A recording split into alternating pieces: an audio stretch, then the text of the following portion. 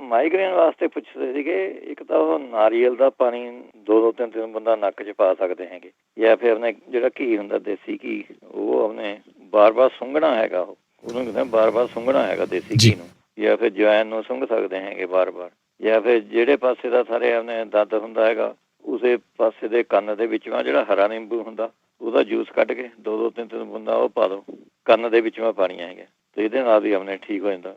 ਤੇ ਨਹੀਂ ਤਾਂ 5-7 ਬੰਦਾ ਸਰੋਂ ਦੇ ਤੇਲ ਦੀਆਂ ਪਾਣ ਲੱਗ ਜਾਓ ਨੱਕ 'ਚ, ਉਹ ਵੀ ਆਪਣੇ ਠੀਕ ਕਰ ਦਿੰਦਾ ਜੀ ਮਾਈਗ੍ਰੇਨ। ਅੱਗੇ ਚੱਲਦੇ ਹੈਗੇ, ਜਿਹੜਾ ਕਹਿੰਦੇ ਸੀਗੇ ਆਪਣੇ ਬਲੱਡ ਪ੍ਰੈਸ਼ਰ ਪੁੱਛਦੇ ਸੀਗੇ, ਉਹ ਆਪਣੇ ਪਪੀਤਾ ਤੁਸੀਂ ਸਟਾਰਟ ਕਰ ਦਿਓ ਖਾਣਾ ਸਵੇਰ ਨੂੰ ਉੱਠ ਕੇ, ਇਹ ਵਧੀਆ ਰਹਿੰਦਾ ਹੈਗਾ। ਫਿਰ ਟਮਾਟਰ ਗਾਜਰਾਂ ਦਾ ਜੂਸ ਕੱਢ ਕੇ ਸ਼ਹਿਦ ਮਿਲਾ ਕੇ ਇਹ ਪੀਣ ਲੱਗ ਜਾਓ, ਇਹ ਵੀ ਠੀਕ ਰਹਿੰਦਾ ਹੈਗਾ ਬਲੱਡ ਪ੍ਰੈਸ਼ਰ ਨੂੰ। ਅੱਛਾ, ਫਿਰ ਉਹਨੇ ਤਰਬੂਜ ਦੇ ਬੀਜ ਲੈਣੇ ਹੈਗੇ, ਇੱਥੇ ਖਸਖਸ, ਇਹ ਵਧੀਆ ਚੀਜ਼ ਹੈਗੀ। ਤਰਬੂਜ ਦਾ ਜੂਸ ਜਿੰਨਾ ਮਰਜ਼ੀ ਪੀਓ, ਰੱਜ ਕੇ ਤਰਬੂਜ ਖਾਓ, ਇਹ ਬਹੁਤ ਵਧੀਆ ਰਹਿੰਦਾ ਹੈਗਾ ਬਲੱਡ ਪ੍ਰੈਸ਼ਰ ਨੂੰ। ਤਰਬੂਜ ਦੇ ਬੀਜ ਜਿਹੜੇ ਨੇ ਰੌ ਲੈਣੇ ਹੈਗੇ, ਕੱਚੇ ਜਿਹੜੇ ਹੁੰਦੇ ਤਰਬੂਜ ਦੇ ਬੀਜ, ਫਰਾਈ ਨਾ ਹੋਏ ਭਾਵੇਂ ਰੋਸਟਡ ਮੀਨ, ਉਹ ਦੋਵੇਂ ਚੀਜ਼ਾਂ ਤੁਸੀਂ ਆਪਣੇ ਬਰਾਬਰ ਲੈ ਕੇ ਰੱਖ ਦਿਓ ਤੁਸੀਂ। ਫਿਰ ਤੁਸੀਂ ਆਪਣੇ ਤ੍ਰਿਫਲਾ ਇਹਦੇ ਵਿੱਚ ਮੈਂ ਯੂਜ਼ ਕਰ ਸਕਦੇ ਹੈਗੇ, ਉਹ ਵਧੀਆ ਰਹਿੰਦਾ ਹੈਗਾ। ਫਿਰ ਔਲੇ ਦਾ ਜੂਸ ਉਹ ਪੀਣ ਲੱਗ ਜਾਓ ਤੁਸੀਂ 3-4 ਚਮਚੇ ਰੋਜ਼ ਗਲਾਸ ਦੇ ਪਾਣੀ ਨਾਲ ਸਵੇਰ ਨੂੰ ਉੱਠ ਕੇ ਪੀ ਲਿਆ ਕਰੋ, ਇਹ ਵਧੀਆ ਰਹੂਗਾ ਤੁਹਾਨੂੰ ਆਪਣੇ ਬਲੱਡ ਪ੍ਰੈਸ਼ਰ। ਫਿਰ ਤੁਸੀਂ ਲੈ ਸਕਦੇ ਹੈਗੇ ਅਸਗੰਧ ਤੇ ਸੂਰਜਮੁਖੀ ਦੇ ਬੀਜ, ਇਹ ਵੀ ਆਪਣੇ ਰੌ ਦੇਣੇ ਹੈਗੇ ਕੱਚੇ, ਤੇ ਦੋਵੇਂ ਮਿਕਸ ਕਰਕੇ 1 ਚਮਚਾ ਸਵੇਰ ਨੂੰ 1 ਚਮਚਾ ਸ਼ਾਮ ਨੂੰ ਤੁਸੀਂ ਆਪਣੇ ਲੈ ਸਕਦੇ ਹੈਗੇ। ਜੇ ਨਹੀਂ ਤੁਹਾਨੂੰ ਅਸਗੰਧ ਮਿਲਦੀ ਤਾਂ ਤੁਸੀਂ ਖਸਖਸ ਤੇ ਸੂਰਜਮੁਖੀ ਦੇ ਬੀਜ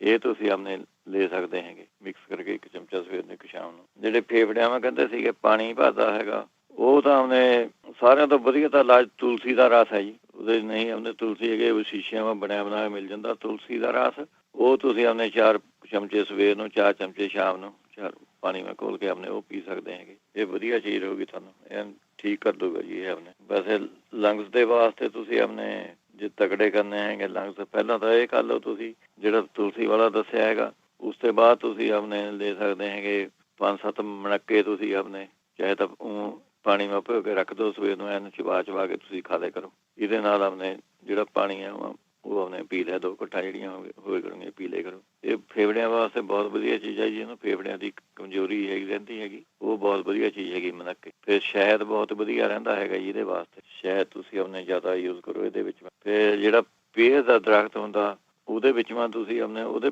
ਜੇ ਤਾਂ ਤੁਹਾਨੂੰ ਇੱਥੇ ਕਿਸੇ ਜਿਹੜੀ ਸਟੋਰ ਹੁੰਦੀ ਹੈਗੀ ਆਪਣੇ ਉਹਦੇ ਵਿੱਚੋਂ ਪੇਰ ਦਾ ਗੋਂਦ ਤੁਹਾਨੂੰ ਜੇ ਮਿਲ ਜਾਵੇ, ਉਹ ਅੱਧਾ ਚਮਚਾ ਤੁਸੀਂ ਆਪਣੇ ਲੈਣ ਲਾ ਜਾਓ ਗੋਂਦ ਦਾ। ਨਹੀਂ ਤਾਂ ਜੇ ਇੱਥੇ ਸਾਰੇ ਪੀਰ ਦੇ ਦਰਖਤ ਹੈਗੇ ਘਰ ਦੇ ਵਿੱਚੋਂ, ਉਹ ਕੁਹਾੜੀ ਨਾਲ ਜਾਂ ਚਾਕੂ ਨਾਲ ਉਹਦੇ ਨਾਲ ਵਿੱਚੋਂ ਡੂੰਘਾ ਜਿਹਾ ਟੱਕ ਮਾਰ ਲਓ ਦਰਖਤ ਦੇ ਉੱਤੇ, 10-15 ਟੱਕ ਜੇ ਮਾਰ ਲਓ, ਉਹਦਾ ਪਾਣੀ ਚੋ ਕੇ ਸਾਰਾ ਗੋਂਦ ਜਿਹਾ ਇਕੱਠਾ ਹੋ ਜਾਊਗਾ, ਉਹ ਤੁਸੀਂ ਆਪਣੇ ਯੂਜ਼ ਕਰ ਸਕਦੇ ਹੈਗੇ ਜੇ ਨਹੀਂ ਆਪਣੇ ਤੁਹਾਨੂੰ ਮਿਲਦਾ ਹੈਗਾ।